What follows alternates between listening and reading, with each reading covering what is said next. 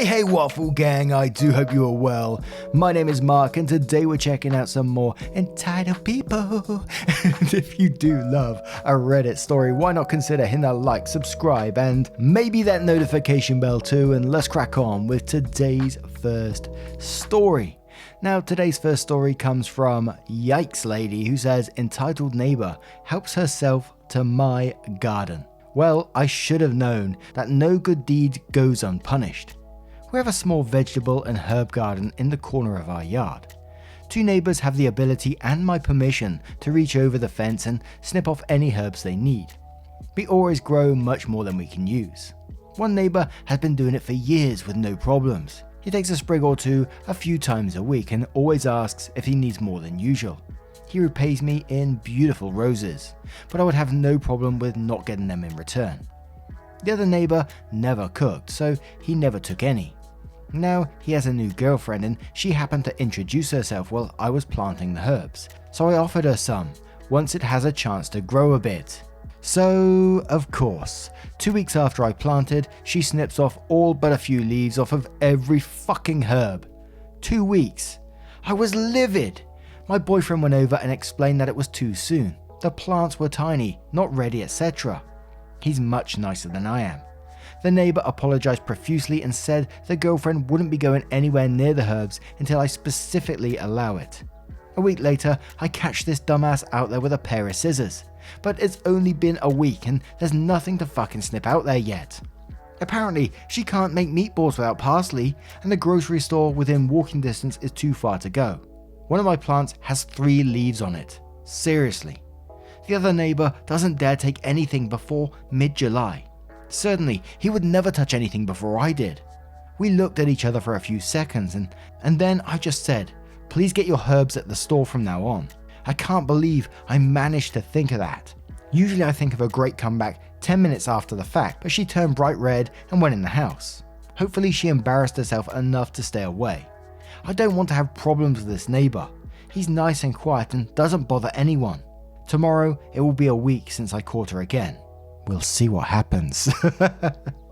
And as the subreddit says, the absolute entitlement of this person being offered to use the herbs when they grow, but snips them down to pretty much the stem by the sounds of it. Can you imagine being in that girlfriend's shoes, thinking, this is okay to do. I'm going to lean over the fence and snip it down to the stem, basically taking all the herbs there. They think that's a good thing to do.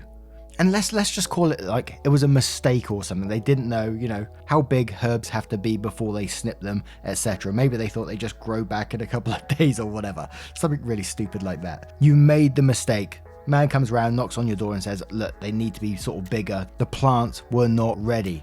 I'd be so apologetic. I'd be straight down the store and buying some ready grown ones so they can plant what I've taken. Not coming out a week later and snipping them again. Holy shit. And I always absolutely love the idea of people share their gardens. I hear it a lot, people sharing their vegetable patches in their gardens. I think that's a wonderful thing, but there's always someone that will take advantage. I remember a story we covered about a year or so ago, and there was some sort of fruit bushes or something like that, and the neighbour said, yeah, come around and pick some fruit whenever you want, and then they was picking it, and then they was going and selling it somewhere. It's like madness. But what do you guys think of this story?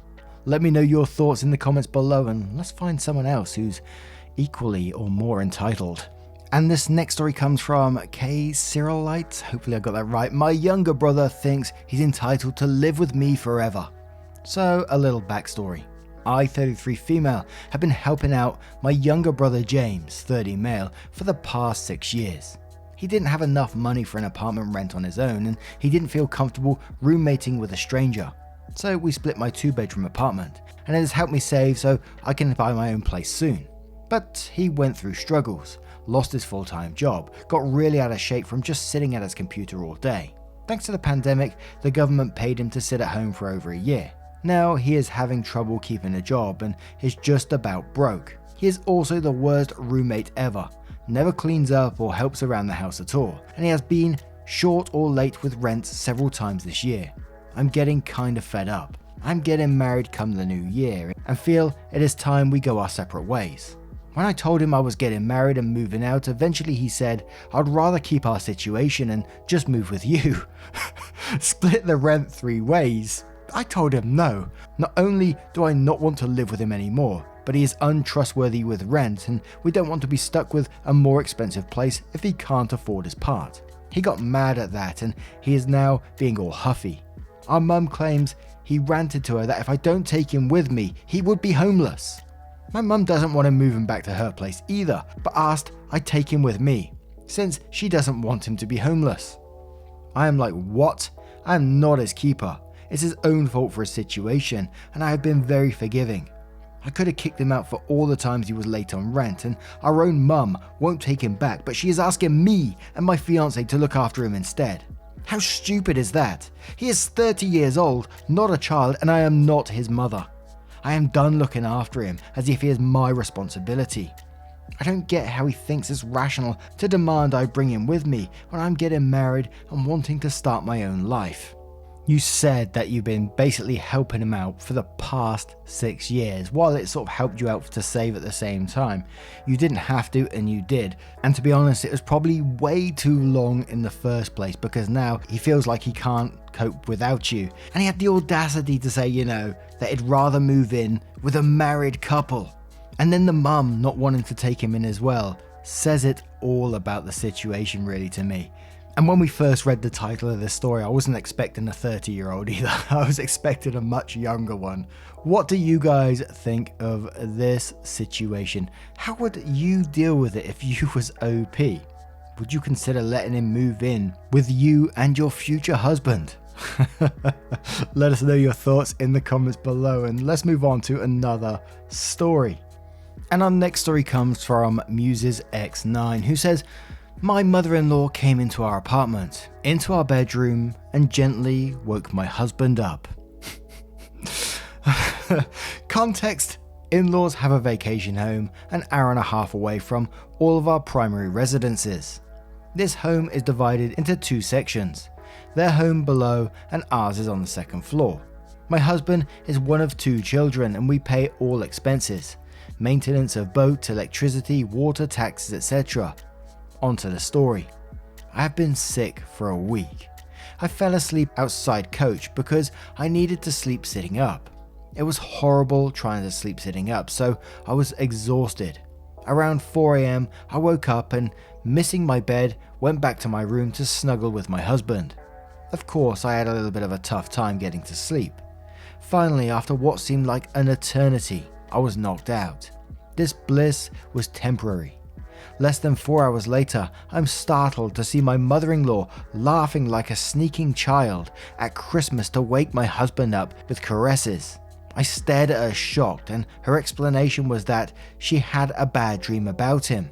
She had heard me at 4 AM and knew I had gone to my room to sleep, but felt entitled enough to wake me from 4 hours sleep in our apartment, in our bedroom. I told my husband that I was beyond pissed. I told him that we need to pay more rental-wise so that she doesn't feel entitled to pull this crap. Her obsession with my husband is real. You would think after 35 years, she'd get over not having her baby at her beck and call. It's a known joke amongst everyone, including the younger sibling who is resentful, rightfully so. Husband thinks she had a moment of insanity and I need to let it go. I think we need to pay rental money so she doesn't feel entitled since she owns the house. Now, we had a story the other day and it was an Am I the Arsehole story, and I think, or it might have been a relationship one, where the mother-in-law came into their bedroom and said, she was scared of, her room that she was staying in. I think it was in like a hotel or something. And she went to their room and knocked on the door and said, "There's a ghost." She was scared of ghosts or some shit like that, and then wanted to sleep in their bed. And she did get in the bed in the end, and OP was like, "I'm out of here. This is like too much for me." But just what the hell goes through these people's heads? It was almost like, I don't even know. I can't even think of it. But there was one comment on this one that had me in absolute stitches. That was from Murloc3, who says, "Assert dominance by fondling him in front of your mother-in-law without breaking eye contact." What would you do in that situation? Say you was with your partner, mother-in-law comes walking in like that. How would you feel? Let us know your thoughts in the comments below, and let's find another cheeky entitled story. And our next story comes from Lust X, who says, entitled neighbor throws a fit. I won't let her in my house to take my alcohol when I'm gone. I live in a 3-unit townhome. We're all good friends and share keys with each other. One of them is my best friend, whom, with my approval, enters my house when I'm gone, grab a soda. In return, she cooks me food and shares her alcohol with me on weekends. Only thing is, she has the code to my house alarm. This becomes relevant later. One day, entitled neighbor, Ian, who lives in a different building, sees her leaving my house and asks what's up. Friend tells her what's up. Ian thinks we are friends just because I'm friendly to her when she comes around and texts me to rat out the neighbor. I tell her it's fine. Now Ian is very obnoxious, but we're all nice to her because you don't want crazy people living across the street. Ian, a week later, comes by and asks why I won't give her a key. I make him an excuse that it's a safety thing because I'm the only one with a fire extinguisher, which is also a fact. The only excuse I can think of now is my landlord won't let me. Seem to shut her up. I really don't want her in my house. I can only imagine what she'd do in there, and her bringing her kids over to see my shit. Have expensive computer equipment. I don't need kids around. Fast forward a month later, she sees me unload a bucket of fireball shots and quickly makes a beeline across the street and asks for some, trying to make friendly conversation. I roll my eyes and struggle with a seal and hand her two.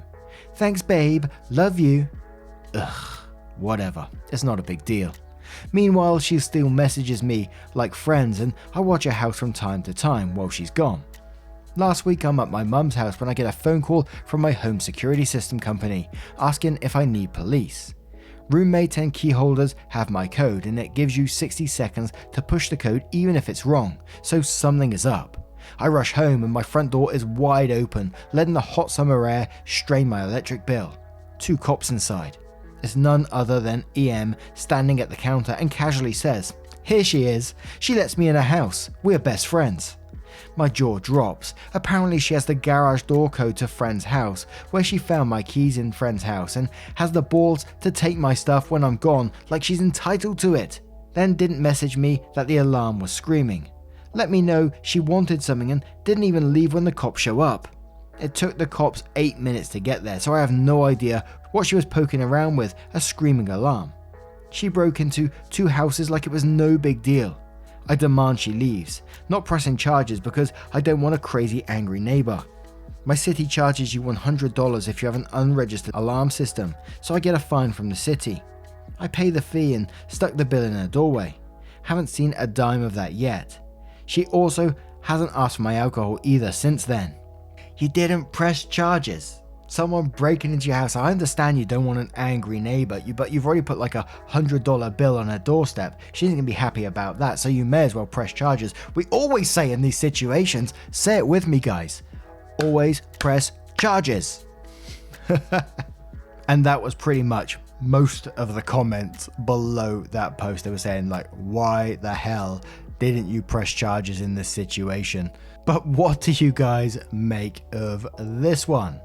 And let's move on to this little beauty that I've just spotted from Deku Daddy 45, who says entitled neighbor tries to have a tree older than a house cut down illegally. This happened a couple of years back, but I'm just now getting into Reddit, so let's go. My family has lived in the same home for about 24 years now. My entire life we've had the same neighbors on both sides of us. On one side is the sweetest elderly lady who bakes us fudge every Christmas to thank us for any help we give her throughout the year. On the other side is a family whose parents seem to think the world revolves around their own arseholes. Now, this family moved in about 2 or 3 years before us, giving them the idea that their opinions trump the lives of any of their neighbors. I know this because both parents and the children, who are the same age as myself, have explicitly told me this. There's a giant tree in my parents' backyard that admittedly has become a bit overgrown. A branch or 2 have reached over the fence leading into neighbor's yard. In the fall, the tree sheds its leaves, as trees do, and maybe 1% of the leaves will make their way into the neighbor's yard. This tree has been a part of my childhood and all 3 of my siblings' childhoods. Needless to say, my family is quite attached to our tree. Well, about 15 years ago, our neighbours decided to build a pool. We've had issues with them over time, so when they started to gripe about the leaves from the tree falling into their pool, we just brushed it off. Fast forward to about 2 years ago, I'd finished up the college semester and came back to visit my parents for the week. I was at home relaxing and enjoying time off when the dog started barking, so I went to check it out. While looking out the window, I saw a team of tree trimmers begin to unload and set up in the backyard. It wouldn't be the first time my parents didn't mention having work done on the house, so I didn't think anything of it. I called my old man to see if the trimmers would need anything from me while they were here, but he was working, so I just left a message. He got back to me about 30 minutes later, completely confused, so we knew something wasn't right. At that point, I went out back and told the team to take a break because there has been a mistake. Luckily, they had only managed to take 2 or 3 major branches off this tree, so there was still a chance the tree would survive. It was the quickest I've ever seen my dad do the drive home. I went out back with him so that I could figure out what was up. After a very loud discussion and a lawsuit threat later, the trimmers decided it was best they didn't finish up the job of taking down all of the branches. Well, it turns out that our entitled neighbour decided to take it upon herself to hire a company to come and take down the tree in our yard. When she told the company that it was in her neighbour's yard, they only asked if she got it cleared with us. They didn't make any efforts to make sure it was cool. To make the situation even sweeter, the crew working on the tree wouldn't stop the job until the owner of the company came to the site and cleared up the situation. I don't know about you guys, but if I found out I was doing unauthorized work and trespassing on someone's property, I'd take that as my cue to leave. When my parents demanded an explanation, the only thing our neighbor would say was that the couple of branches was reaching over the fence, so he had the right to get the tree taken down. That's when the police got involved. She was informed that she was allowed to have the branches trimmed past the fence. Something my parents said they could have done if the neighbour paid for it, but due to the significant branches trimmed off of our property, she'd be looking at destruction of property if the tree died. Luckily, the tree stands to this day, and the wind seems to blow just a bit harder towards their yard each fall. These guys need to get over to tree law pretty damn quick. Tree law, tree law. And there was a very similar situation we covered on a recent video where the same situation happened. Basically, the neighbor went to get OP's tree cut down and unauthorized, and they cut a load of it down, and basically it rolled over into some water that was owned by the city. The company got sued it out of existence, hundreds of thousands of pounds. The neighbor had to have trees replanted, which again cost thousands and thousands of pounds as well. It's no joke, tree law, is it? And surely there must have been a couple of lawsuits within this one somewhere. Maybe this was the same guy.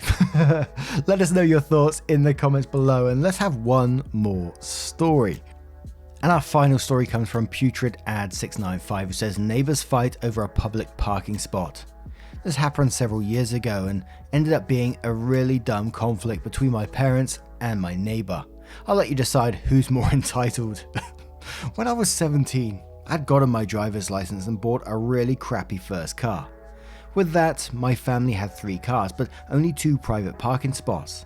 We lived in a typical European residential suburb, rows of houses each with a 1-car garage and a 1-car driveway. Fortunately, our street was a narrow street with 1 driving lane and public parking on our side, along with the hedges between the driveway. As the spot along our hedge was usually empty, we normally used it for one of the cars. The problem was that the neighbour across from us, an older gentleman, didn't like that and kept writing us notes that our car was preventing him from easily backing out of his garage and driveway. My parents found the notes too passive-aggressive and chose to ignore them, only parking a little closer to the hedge to give him more space. The neighbour even tried calling the police to get us to move the car. Soon after, he suddenly had a second car, and whenever we opened up the parking spot, he would immediately park his second car there and leave it for a few days. My parents, who enjoyed provoking him, started doing the same whenever he had to move his car from the space. While my parents and neighbour were playing musical chairs with the parking spot, they also began calling the local authorities for every minor rule break-in, e.g. when the neighbour's hedge has started to grow around a traffic sign, or when we parked our car in a way that slightly blocked our driveway. Then the neighbour's second car disappeared and a third car took over the parking spot for 3 months. The neighbour ignored a temporary parking ban for a 2-day construction site, our pleas, and then treats us to let us trim the hedge with potentially dangerous machinery, etc. That is until my parents called the company of our neighbour's son. The second and third cars turned out to be the company's cars that the dad had been borrowing. The son ended up having to talk reason into both his dad and my parents to resolve the conflict until me and my car moved out a few months later.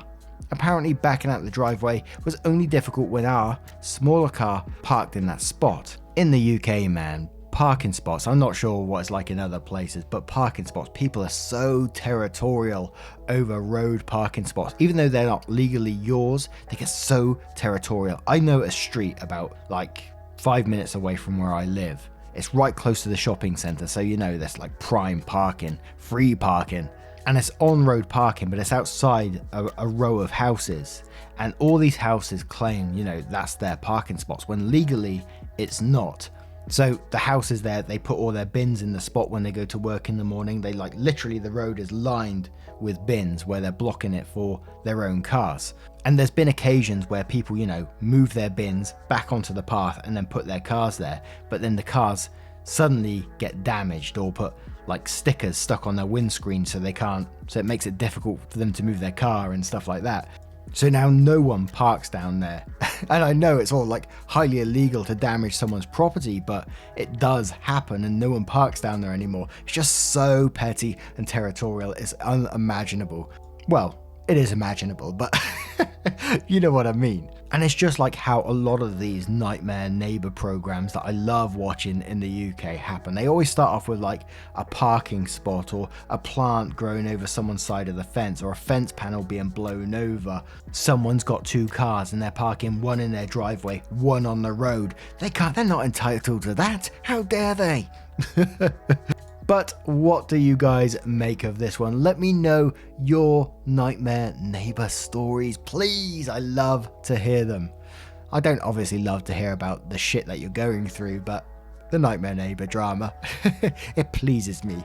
Anyway, let us know your thoughts in the comments below, and just a huge thank you for joining me today, for getting involved in the channel. Your love, support and time as always means the absolute world. So thank you so much for what you do, and hopefully I will see you in the next one. Take care guys, much love. Wake up, get up, stretch my legs, eat some breakfast, milk and eggs, brush my teeth up, wash my face, throw my clothes on, start my day. Wake up, I can smell the smoke from the bacon. Let's go, see the sun shining from the windows. Okay, I know that today